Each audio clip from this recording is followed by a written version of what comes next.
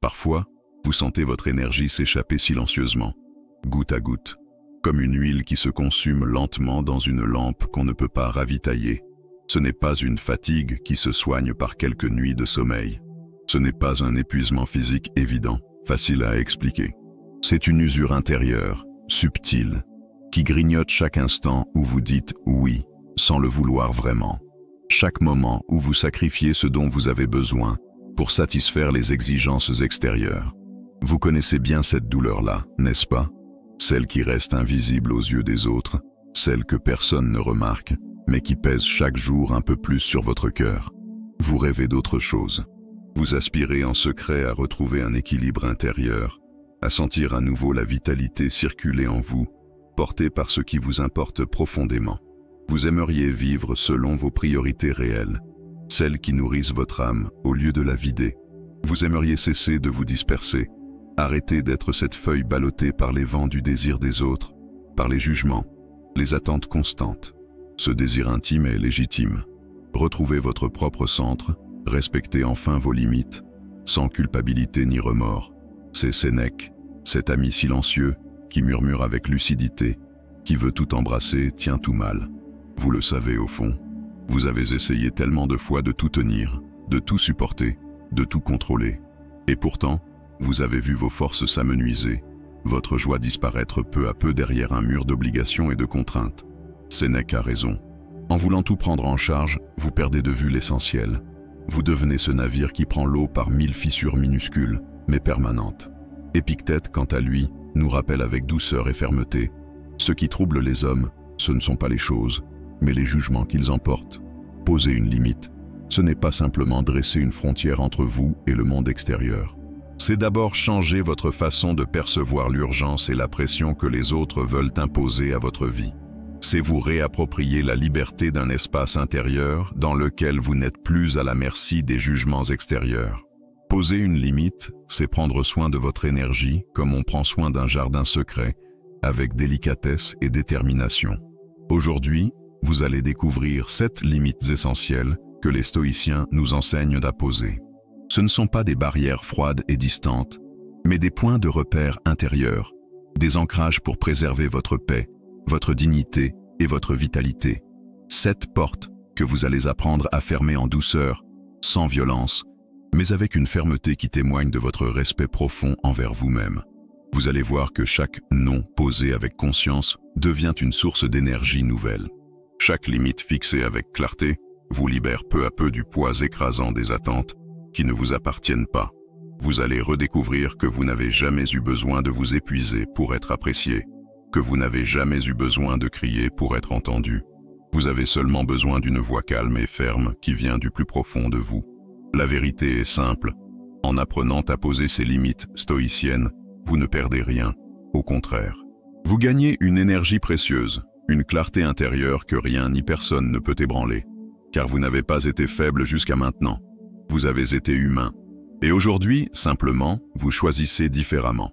Aujourd'hui, vous commencez à honorer la personne que vous êtes vraiment. Il y a dans le mot « oui » une illusion douce, presque vertueuse. Dire « oui », c'est se montrer gentil, disponible, aimant. Dire « oui », c'est ne pas décevoir, ne pas créer de tension, ne pas provoquer de conflit. Mais lorsque ce « oui » devient automatique, lorsque chaque demande, même infime, déclenche une réponse affirmative par peur, par habitude ou par fatigue, ce mot devient poison. Il empoisonne lentement votre énergie, votre paix, votre capacité à rester debout. On vous a peut-être appris que refuser, c'est blesser, que poser des limites, c'est rejeter. Alors vous vous êtes efforcé de faire plaisir, de tout porter, de tout comprendre.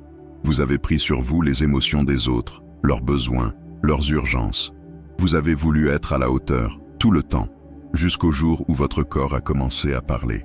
Fatigue constante, tension sourde, difficulté à respirer quand tout semble urgent et que vous ne savez plus où est votre place. La vérité stoïcienne est simple mais bouleversante. Ce qui vous détruit, ce n'est pas l'autre, mais la confusion entre ce qui dépend de vous et ce qui n'en dépend pas. Vous pouvez offrir votre aide, mais vous ne pouvez pas empêcher les autres de vous en demander toujours plus. Vous pouvez faire de votre mieux, mais vous ne contrôlez pas la gratitude, la reconnaissance, ni même l'équilibre des échanges. Alors, pourquoi vous rendre responsable de ce qui dépasse votre domaine d'action? Chaque fois que vous dites oui à contre-cœur, vous creusez un peu plus la distance entre vos besoins et vos actions.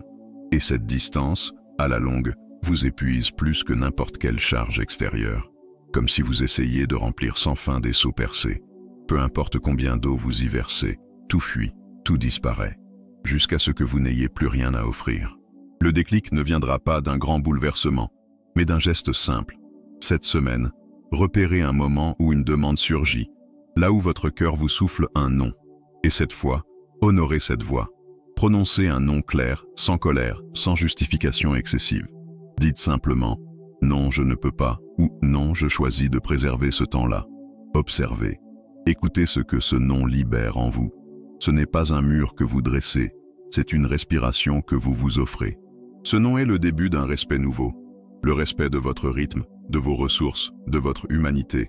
Vous n'avez pas été créé pour répondre à tout. Vous n'êtes pas un solutionneur universel, Vous êtes un être vivant, avec des besoins précis, des cycles, des limites naturelles. Et si vous n'honorez pas ces limites, personne ne le fera à votre place. Imaginez maintenant que votre énergie est une eau précieuse, pure, rare. Chaque oui que vous donnez est une goutte versée. Si vous ne choisissez pas à qui, quand et comment vous l'offrez, vous finirez vidé, desséché, absent, même à vous-même. Mais si vous apprenez à verser avec conscience, alors chaque goutte devient vie, lien vrai, offrande puissante. Le stoïcisme ne vous apprend pas à devenir dur, il vous apprend à devenir clair, et dans cette clarté, vous redécouvrez une forme de douceur intransigeante. Une douceur qui sait dire oui, mais seulement lorsque le cœur est d'accord. Ce n'est pas le nombre de tâches qui vous écrase, c'est l'absence de temps pour les accueillir avec dignité. Vous courez, vous répondez, vous enchaînez, et chaque jour, quelque chose se perd. Une pensée que vous n'avez pas eue, une sensation que vous n'avez pas ressentie, un instant de paix que vous avez troqué contre un devoir non questionné. Le temps s'efface, et avec lui, votre présence à vous-même. Vous n'êtes pas fatigué parce que vous êtes faible. Vous êtes épuisé parce que vous avez vécu trop longtemps au rythme imposé par les autres. À chaque appel, vous avez répondu. À chaque message, vous avez réagi. À chaque urgence extérieure, vous avez fait de la place. Dans votre agenda, dans votre esprit, dans votre corps. Jusqu'à vous oublier dans l'équation. Jusqu'à vivre en décalage avec ce qui compte vraiment. Les stoïciens voyaient le temps comme un trésor sacré. Sénèque écrivait que nous gaspillons le temps comme s'il était infini, alors qu'il est la seule chose qu'on ne peut jamais retrouver. Et vous, combien d'heures par semaine consacrez-vous à votre paix, à vos projets les plus profonds, à ces activités qui nourrissent, qui régénèrent, qui donnent un sens à votre souffle? Trop souvent, la réponse est aucune, parce que tout semble urgent, parce que tout semble pressant. Mais l'urgence est un mirage. Ce n'est pas parce qu'une chose est urgente pour quelqu'un d'autre qu'elle doit le devenir pour vous. Le stoïcisme vous invite à discerner. Est-ce un feu à éteindre ou un bruit à ignorer? Est-ce un appel de l'âme ou une distraction maquillée en obligation? Lorsque vous ne choisissez pas, les autres choisissent pour vous. Et chaque minute que vous perdez à vivre la vie des autres est une minute que vous ne vivrez jamais dans la vôtre. Alors voici une limite essentielle. Sanctuarisez un moment. Un seul, chaque jour. Ce moment, bloquez-le dans votre agenda comme s'il s'agissait d'un rendez-vous vital. Parce que c'est exactement cela, un rendez-vous avec votre centre, que ce soit pour marcher, écrire, méditer ou juste respirer sans rien faire. C'est dans ce vide volontaire que renaît l'essentiel. Imaginez votre esprit comme un jardin. S'il est sans cesse foulé par les pas, rempli de bruit et de sollicitations, il ne pourra jamais fleurir. Mais si vous le protégez, si vous tracez une clôture symbolique autour d'un espace-temps rien qu'à vous, alors quelque chose s'élève, une pensée claire, une sensation oubliée, une joie silencieuse. Le respect de votre temps est le premier acte d'amour envers vous-même. Et ce respect commence par un non discret, mais solide. Ce moment est pour moi. Il n'est pas négociable. Ce n'est pas de l'égoïsme, c'est de la responsabilité. Car un être épuisé ne peut ni aimer pleinement, ni créer profondément, ni guérir durablement. Alors, aujourd'hui, posez cette borne invisible, déclarez votre temps sacré et observez ce qui change, en vous, autour de vous, dans le rythme même de vos journées. Vous n'avez pas besoin de plus de temps. Vous avez besoin de moins de fuite. Vous avez besoin de reconquérir votre propre présence. Et cela commence maintenant. Ce n'est pas le travail qui vous épuise. Ce n'est pas la famille. Ce n'est même pas le poids de vos responsabilités. C'est cette présence constante, silencieuse, presque invisible, celle des notifications, des messages, des alertes, des vibrations qui vous tirent hors de vous-même. C'est ce bruit diffus, permanent, qui vous empêche de penser sans interruption, de ressentir sans filtre, d'exister pleinement, sans être interrompu. Chaque bip, chaque sonnerie, chaque signal visuel vous demande une chose. Attention. Et vous la donnez, parfois sans même vous en rendre compte. Vous interrompez votre souffle, vous suspendez votre pensée, vous quittez l'instant. Et petit à petit, cette fuite numérique devient une habitude, un réflexe, une forme d'addiction camouflée en connectivité, jusqu'à ce que le silence vous semble étrange, jusqu'à ce que l'absence de stimulation devienne inconfortable. Mais dans cette agitation numérique, vous perdez bien plus que du temps. Vous perdez la qualité de votre présence. Vous perdez votre ancrage. Vous perdez ce dialogue intérieur qui ne peut naître que dans le calme. Or, ce calme est le socle de votre équilibre. Épictète ne parlait pas de réseaux sociaux, mais il aurait sans doute dit ceci. Ce qui trouble l'homme, ce ne sont pas les messages, mais le pouvoir qu'il leur accorde. Alors, il est temps de poser une limite. Une limite douce, mais ferme. Comme on éteint une lampe pour retrouver la nuit. Commencez par 2 heures. 2 heures par jour, où votre téléphone est loin, où les réseaux sont fermés, où personne ne peut vous solliciter, sauf vous. Ces 2 heures sont un sanctuaire, pas un luxe, une nécessité. Pendant ce temps, remarquez ce qui remonte. Des pensées plus longues, des émotions plus fines, une créativité oubliée. Vous n'êtes plus une boîte de réception vivante. Vous redevenez un espace de réflexion, de respiration, de création. Imaginez Socrate, seul dans une ruelle d'Athènes, loin de l'agora. Il ne répond pas, il médite, il s'interroge, il se recentre. Ce n'est pas fuir le monde, c'est mieux y revenir ensuite, avec clarté, avec force, avec choix. Vous ne devez rien à la vitesse, vous ne devez rien à la réactivité. Vous devez en revanche une présence entière. Et cette présence, vous ne la trouverez pas dans un écran. Vous la retrouverez dans le vide conscient, dans l'absence volontaire, dans la reconnexion à ce qui ne clignote pas. Alors posez cette borne. Éteignez, non pas pour fuir, mais pour revenir, pour écouter à nouveau le silence en vous, pour que votre attention, au lieu d'être dispersée comme un sable dans le vent, devienne une rivière calme, dirigée, profonde. Ce n'est pas le monde qui doit ralentir, c'est vous qui devez choisir où mettre votre regard. Et parfois, cela commence par un simple geste. Appuyez sur « Désactiver » pour mieux réactiver votre vie intérieure. Il y a cette fatigue que vous ressentez au fond du corps. Mais plus encore, il y a cette lassitude silencieuse qui s'accumule dans l'âme. Un épuisement intérieur, moins visible, mais plus profond. Vous vous réveillez déjà vidé, comme si vos émotions avaient travaillé toute la nuit.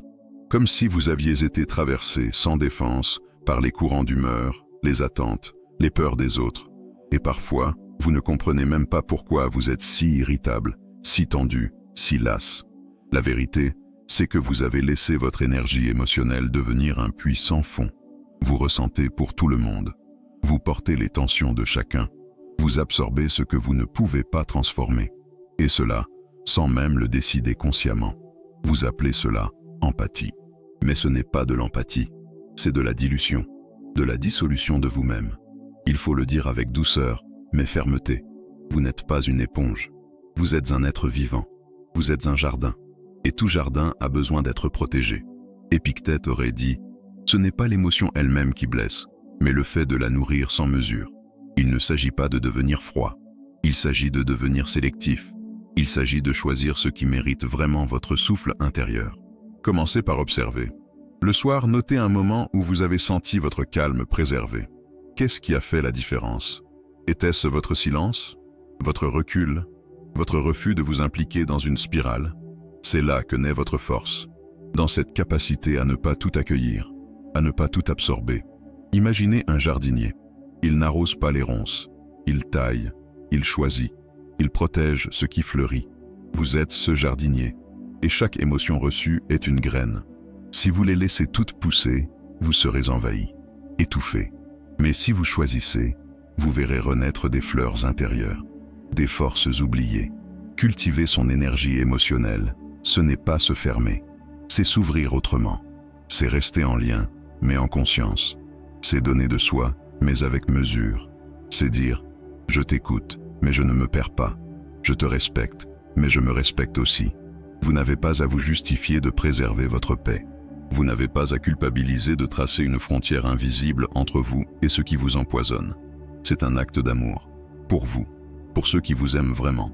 Car ceux-là ne vous demanderont jamais de vous épuiser pour mériter leur présence. Alors, chaque jour, taillez, émondez, clarifiez, coupez ce qui ne vous nourrit plus, et vous verrez, lentement mais sûrement, votre espace intérieur redevenir fertile, prêt à fleurir, prêt à offrir non pas des restes d'énergie, mais une présence vraie, enracinée, paisible. On croit souvent que l'épuisement vient d'un excès de travail, de stress, d'agenda surchargé. Mais bien souvent, il vient d'un excès de liens. Trop de gens, trop de regards, trop d'attentes. Ce besoin de plaire, partout, tout le temps. Ce besoin de répondre, de maintenir les apparences, d'être celui ou celle qu'on n'ose jamais décevoir. Et à force de vouloir être présent pour tout le monde, on finit par disparaître pour soi-même. C'est une douleur discrète, mais constante.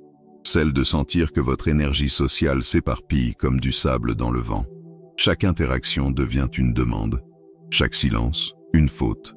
Chaque relation, un terrain de gestion émotionnelle. Et vous vous surprenez à soupirer avant même d'ouvrir un message, à ressentir de l'angoisse avant un simple appel. Mais la vérité est simple, presque brutale. On ne peut pas être indispensable partout. Et surtout, on ne doit pas l'être. Marc Aurèle écrivait « Occupe-toi d'abord de ce que l'instant exige. Et ce que l'instant exige, c'est de ramener vos liens à l'essentiel, de recentrer, de choisir. Choisir son cercle d'or. C'est quelques personnes, précieuses, solides, qui méritent votre fidélité pleine. Non parce qu'elles l'exigent, mais parce qu'elles la respectent. Non parce qu'elles vous tirent, mais parce qu'elles vous élèvent. Choisir, ce n'est pas exclure dans la haine, c'est inclure dans la conscience. Identifiez-les. 3, peut-être 5. Ces âmes avec qui vous pouvez être vrai, avec qui le silence ne pèse pas, avec qui vous ne jouez aucun rôle. C'est à ces liens-là qu'il faut consacrer votre énergie. Ce sont eux, votre ancrage dans la tempête. Imaginez un phare. Il n'éclaire pas tout l'horizon. Il ne tente pas d'éclairer chaque rivage. Il se tient droit, fixe, concentré. Il choisit son angle. Et ce simple rayon, orienté, sauve des navires. Vous êtes ce phare. Et votre lumière n'a pas à tout illuminer. Elle a seulement à être vraie, là où elle compte. Fixer votre cercle d'or, ce n'est pas rejeter les autres. C'est apprendre à donner sans se trahir, à répondre sans s'oublier, à aimer sans se diluer. C'est dire « mon énergie est précieuse, mon temps aussi, et je choisis de les consacrer à ce qui me construit ». Ce n'est pas un retrait, c'est une réorientation, une reconquête, une déclaration d'amour à votre paix intérieure. Il y a un mensonge insidieux qu'on vous a peut-être appris très tôt, celui qui dit « tu te reposeras quand tu auras fini ». Mais le problème, c'est que dans la vraie vie, on n'a jamais fini. Toujours un appel en retard, un message à répondre, un document à relire, une pièce à ranger, une tâche à boucler. Et alors, on court, on s'acharne, on s'épuise, jusqu'à croire que se poser, c'est abandonner. Mais ce que vous ressentez, ce n'est pas de la paresse, c'est de l'épuisement. Et cet épuisement ne vient pas du corps. Il vient d'un esprit qui n'a jamais le droit de souffler, d'une conscience qui se surveille sans cesse, comme un enfant qu'on gronderait à chaque instant. Le repos est devenu suspect. Et dans votre cœur, une voix murmure « Ai-je vraiment le droit de ralentir ?» Sénèque répond depuis des siècles « L'âme a besoin de silence comme le corps de sommeil. » C'est une vérité profonde. Sans pause, l'esprit se trouble. Sans répit, le jugement se déforme. Et ce que vous offrez alors aux autres, ce n'est plus de la présence, mais de l'attention. Le stoïcisme n'est pas une injonction à la productivité constante. Il enseigne la maîtrise, oui, mais jamais au prix de l'effondrement. Il vous invite à vous connaître, à discerner vos rythmes intérieurs. Et parfois, ce discernement prend la forme d'un simple geste. S'arrêter, éteindre la lumière, fermer les yeux, dire non à l'agitation. Car oui, dire non au tumulte, c'est dire oui à votre équilibre. Planifiez chaque soir un rituel sacré, non négociable, 5 minutes, 10 peut-être, mais qu'il soit à vous, qu'il soit pour vous. Un moment sans écran, sans exigence, sans rôle à tenir. Un moment où vous redevenez simplement humain. Imaginez la mer. Même la plus forte des vagues connaît ses marées basses. Même l'océan, vaste et indomptable, se retire pour mieux revenir. Vous êtes cette mer, et votre puissance repose aussi dans vos replis, dans ces creux silencieux où votre âme se régénère. Le repos n'est pas une récompense après le mérite, c'est une respiration avant la chute. Ce n'est pas un luxe, c'est un droit, et plus encore, c'est un devoir envers vous-même. Car personne ne vous offrira ce répit si vous ne l'imposez pas. Alors oui, ce soir, fermez la porte un peu plus tôt. Laissez ce message sans réponse. Écoutez le silence. Et rappelez-vous, vous n'avez pas besoin d'en faire plus pour mériter la paix. Vous avez seulement besoin d'y croire et de la choisir. Il y a des silences qui pèsent plus que des cris. Des silences qui enferment, qui enchaînent, qui étranglent doucement l'âme. Vous connaissez ce moment. Celui où l'on vous demande quelque chose qui vous coûte, mais où votre bouche reste close. Vous dites oui, alors que tout en vous crie non. Et vous vous éloignez de vous-même, encore une fois, pour ne pas déplaire, pour ne pas froisser, pour préserver une paix qui n'existe plus. Mais il arrive un jour où l'on comprend que ce silence-là n'est pas une paix, c'est une reddition. Ce n'est pas de la sagesse, c'est de la peur. Et vous méritez mieux que cette peur déguisée en douceur. Dire non, ce n'est pas rejeter l'autre. C'est se respecter soi, c'est poser les fondations d'un lien plus vrai, plus solide. Le stoïcisme n'encourage pas le conflit, mais il ne sacrifie jamais l'intégrité sur l'autel du consensus. Il enseigne l'assertivité, cette posture juste, qui affirme sans attaquer, qui se tient sans hurler. Il ne s'agit pas de devenir brutal, il s'agit d'apprendre à parler depuis votre centre. Depuis cette part de vous qui sait ce qui est juste, ce qui est bon, ce qui est viable. Utilisez des phrases simples, douces mais fermes. Remplacez le « tu m'obliges à » par « je choisis de ». Transformez le reproche en responsabilité. Je choisis de ne pas m'engager là-dessus. Je préfère prendre du recul sur ce sujet. Je sens que ce n'est pas le bon moment pour moi. Ce sont des phrases qui posent une frontière, sans ériger un mur. Des phrases qui respectent l'autre, tout en vous honorant. Elles ne créent pas la distance, elles créent de l'authenticité. Imaginez une forteresse. Elle n'a pas besoin de hurler pour imposer sa présence. Elle ne s'écrase pas sous la pression. Elle observe, elle évalue, elle décide. Vous êtes cette forteresse. Et chaque fois que vous exprimez votre nom avec dignité, vous élevez vos remparts intérieurs. Vous construisez un espace où le respect peut respirer. Ce respect commence par vous. Il commence quand vous cessez de vous trahir pour maintenir l'illusion d'un lien. Il commence quand vous reconnaissez que dire non, parfois, c'est sauver ce qu'il y a de plus précieux, votre vérité. Et si, au fond, c'était ça le vrai courage, non pas de tout accepter, mais de s'exprimer sans crainte, de dire ce qui est là, sans phare, sans rage, mais avec une clarté paisible, parce qu'un cœur aligné, même silencieux, parle toujours plus fort qu'un cœur qui cède en murmurant. Parce que vous n'avez pas besoin d'être dur, vous avez besoin d'être clair. Parce que le respect commence par un non posé avec amour. Il y a des jours où l'on sent que quelque chose en nous a atteint sa limite, que l'on ne peut plus continuer à s'effacer, à se sacrifier, à se taire en espérant être vu. Ces jours-là, une vérité s'impose avec douceur et fermeté. Ce n'est pas le monde extérieur qu'il faut changer en priorité, mais l'espace intérieur que l'on habite. Et dans cet espace, chaque limite que l'on pose devient une déclaration d'amour envers soi-même. Une façon de dire « je compte, je mérite du respect. Même si personne ne me le donne, je choisis de me le donner. » Ce parcours de cette limite stoïcienne n'est pas un programme. C'est un retour à vous-même. Il vous a rappelé que dire non ne signifie pas rejeter, mais se choisir. Que préserver son énergie n'est pas de l'égoïsme, mais de l'intelligence affective. Que l'on peut aimer profondément, sans se vider. Servir, sans s'annuler. Écouter, sans absorber. Chaque non posé avec lucidité est une lumière que vous rallumez en vous. Chaque frontière respectée est une paix que vous construisez. Vous n'avez pas besoin de tout expliquer. Vous n'avez pas besoin de tout porter. Vous avez le droit de vous recentrer, le devoir même, si vous voulez durer. Sénèque disait « Mieux vaut un petit rempart désormais qu'une ruine plus tard ».